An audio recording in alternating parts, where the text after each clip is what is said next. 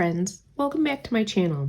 It is time to update my reading journal for the end of February, kind of get things set up for March. I have some more stickers readily available this time than I did last time, and I think I'm just going to keep doing these as like a flip through and then add as I go, so you guys can kind of see the process. So here's my goal progress. So I did blue for January and red for February, and then I kind of wrote in what I read those months. We'll see that a little bit more later. I think for March, I'm not going to use green because I'm worried about the whole like pinky red next to the green. That just feels too Christmassy to me. So I might use yellow or gold. I've got that as mild liners. So we'll see on that one. I have to talk with my friend about our Battle of the Books. We haven't filled it out yet. Here is my year in pixels. It's very messy. I don't care. I like it because I can really see kind of what I've been doing. So the black lines, I've changed it from being a star pattern to being straight lines, like a waffle pattern or a plaid pattern. And each line is how many minutes I listened. So in increments of 10. I listen to audiobooks on my way to and from work and my commutes, usually 30 to 40 minutes one way. So I get a lot of audiobooks done, which is nice because I'm typically really tired when I get home.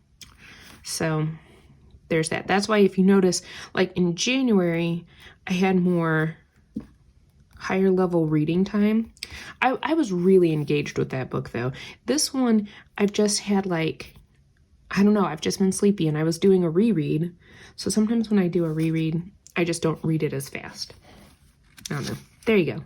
So that's February and you can see the start of March. This part hasn't changed. I don't think anything else over here has changed. I get to cross off my bucket list book because I did finish Pride and Prejudice. I don't know if I have any other bucket list books right now. I have to think about that. So this was January, so now it's time to do February. So I did find my months. These are from Crafty Nelly on Instagram. It's an older one because it still has the 2021 on there, but I don't typically use the year. But I do like her fun little bouncy font here. I feel like it goes with Creating & Co.'s font. All right. Let's grab, I'll use yellow. I got 4 books done. I need to make I and E. I was writing it down fast and I wasn't looking up spellings at the time. So 3 of these were audiobooks, all of the Jane Austen. That's how I've been working through them. And then Cinder was a reread. So technically Sense and Sensibility was a reread as well. I actually have read this in physical form. I do like Sense and Sensibility. And I'm giving these 2 in Pride and Prejudice 4 stars. I'm going to give Mansfield Park 5 stars. I really enjoyed that one. And of course, I already know I enjoyed Cinder. I don't have a least favorite for this month. I really liked all 4 of these books and I didn't dislike them enough to make something a least favorite book. Sorry, didn't. I haven't been doing the total pages read because of the audiobook part of things, so I'm just kind of put 4 books. I'm gonna just put fiction. I have looked up everywhere, what is Jane Austen considered genre-wise? And nothing. There's so many different things she could be considered that it's just really hard. So I'm just putting fiction. And that's how we're gonna divvy up our pie chart today too. So we're gonna write fiction for 3/4, and then I'm gonna put, this is fairy tale, but it's also like young adult, so I'm gonna put YA fiction. I love me some young adult fiction. I probably should have colored first. We're gonna let that dry a moment. Top 2 reads, I'm gonna put Mansfield Park and Cinder. I really enjoyed Pride and Prejudice more than I thought I would, friends. Some of you, I think I said this in a previous reading video, but I did not want to like Pride and Prejudice as a younger person because my sister like read it and watched it all the time, and I didn't want to be like my sister. There were times I wanted to be like my sister, but I was just like, And I will say, as a student, I really struggled with reading. Reading was not made to be fun. It was a chore. I wanted to be a reader, but I had so many people telling me that I struggled with reading, so I always have a hard time with that. It wasn't until 8th grade that I feel like I became a reader, like a reader for enjoyment. And that's because, here's a fun story. I had an 8th grade teacher, and the way she did book reports was, I want to double check something. How did I do? Romance, fantasy, nonfiction. So let's pick blue for regular fiction. I think that'll work. She had you pick a book and divide it into thirds, and you had to do a report at the first third, the second third, and at the end of the book. At the time, I think this was 1998, friends, I was really into figure skating. And there was a big thing that happened in figure skating, and I don't mean Tanya and Nancy because that was 94. There was a pair skaters that all of a sudden, they were a husband-wife team, and the husband had a heart attack on the ice during practice, and he died. And his wife wrote kind of their memoirs, their biography of themselves, how they met, all of the things leading up to their Olympics, things like that. I wanted to read that book. And my teacher was like, Holly, are you sure? Because everyone had labeled me a non-reader, or a struggling reader.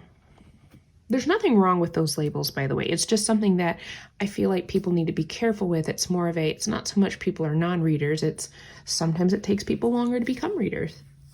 That's how I feel. So, let's use, I didn't do any young adult. I gotta find a different color. Nonfiction is gold, purple for fantasy, romance. Let's use green. Let's use green. Why not? And I said, no, I really want to read this book. And I surprised everyone. But I loved reading it. It was such a good book. And it's what made me figure out that I was a reader. I was just a different reader than other people in my class. And that was like an aha moment for me. That's my story. That's my reading story. So, and I always tell my students, like, who are like, oh, I hate reading. Oh, I don't want to do that. Blah, blah. You know, we all have those moments in life, right? Let's go ahead and put March up there. Yay. I'm almost done with Emma. So I always tell my students, I was like, you might not be a reader now, but don't worry. You might be a reader later. Do I have, let's do the rainbow coffee cup. Kind of goes with St. Patrick's Day and all that fun stuff. Yeah. Oh, there's a lucky one. I didn't even notice that. I thought, there we go. Done and done. We got 2 coffee cups this month.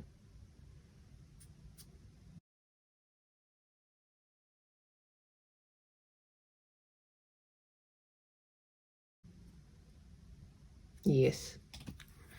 Woot woot. So yeah, so that's my story. I always tell my students, you may not be a reader yet. I wasn't always a reader.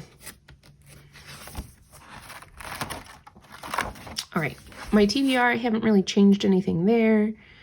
Oh, I can mark off red for Pride and Prejudice. Yay, and again, it's an E. Ooh, I know what I can add on. I gotta look it up. It's a Scott Hamilton book, speaking of figure skating. Finish First. I just downloaded it with one of my free credits on Audible.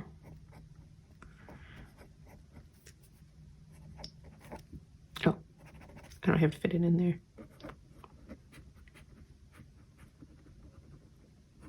I love Scott Hamilton. He is such a cool dude. All right, so nothing in the TBR. Library books I did. Oh, wait. Did I put it on here? No. I'm currently reading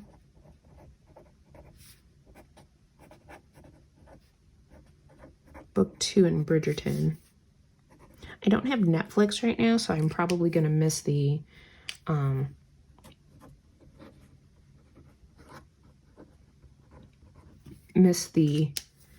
second series, but I may like see if maybe in the summer when I have time go through that. So, all right, so that's the to be read, and that's my library book too. I need to put the return date for this one because it was late. This one's going to be renewed as well because, again,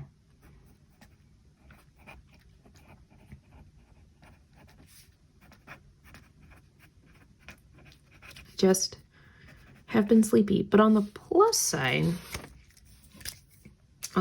this one's a digital one. I put it on my Kindle. So that's been helping me read at night.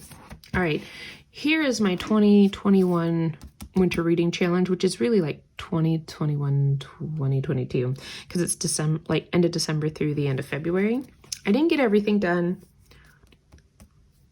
I missed 4 prompts. I probably could have doubled up on some of these because, I mean, top pick, I could have thrown Pride and Prejudice on there too, because I wanted to make sure I got that done. I didn't pick any. Well, I mean, technically, there's something about Mary I picked for the cover. But other than that, I didn't really want to double up on this one. I do have one book done for Into the Bookverse, which is the year-long challenge, and that is Pride and Prejudice. That was my bucket list read. And then I did purchase from Creating & Co. the Lady Whistledown Society Papers reading challenge. And I filled in all of the books for the Bridgerton series. And I'm going to go ahead and 5-star The Duke and I. I did love that book. I kind of want to reread it. It'll happen. That might be a summer reread. Okay. So, loved it. Loved that book. So that is the reading journal. I haven't really done any more coloring or anything like that in the back. So that is the update on my reading journal. So if you like this video, give it a thumbs up. Check out Creating & Co. because I believe she still has some of these if you wanted to start partway through. I know she has planner pages that can go in here too, but I don't need the planner part of things. So there you go. I just made it the journal I wanted to make it, which is pretty cool. All right. If you like this video, give it a thumbs up. If you want to see more of my videos, hit that subscribe button, and I'll catch you in the next one.